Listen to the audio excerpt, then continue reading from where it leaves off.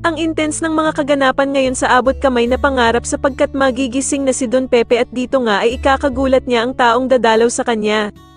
Dito nga ay may bagong dadating na magiging kakampi ni Annalyn at eto nga ay walang iba kundi ang anak ni Giselle na si Justin. Samantala ay makakasalubong ni Annalyn ang bagong tauhan na si Justin at dito nga ay malalaman niyang dadalaw din pala ito sa kanyang lolo Pepe. Magugulat naman ng sobra si Annalyn dahil sa halos kilalang kilala na nga siya ng babaeng ito at maging ang kapatid nga niyang si Zoe ay itatanong nito. Sa kabilang banda naman habang wala pa ding malay si Don Pepe ay ikwakwento sa kanya ni Annalyn ang babaeng nakilala niya na kilala din daw si Lolo Pepe. Makikita naman ni Annalyn si Aling Susan kaya naman ay agad niya ding ikwekwento ang babaeng nakilala niya. Sasabihin naman ni Aling Susan na parang teleserye na nga daw ang nangyayari sa buhay nila na biglang may dadating na nga lang daw na bagong tao na hindi nila kilala.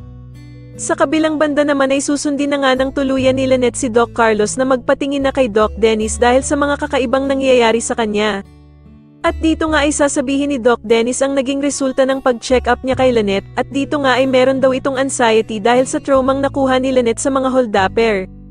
Samantala sa wakas nga ay magkakatagpo na ang mag-ina na matagal nang nagkawalay na sila Giselle at ang anak nitong babae na si Justin. Subalit hindi magiging maganda ang kanilang unang pagkikita sapagkat may matatapunan ng kape itong si Giselle.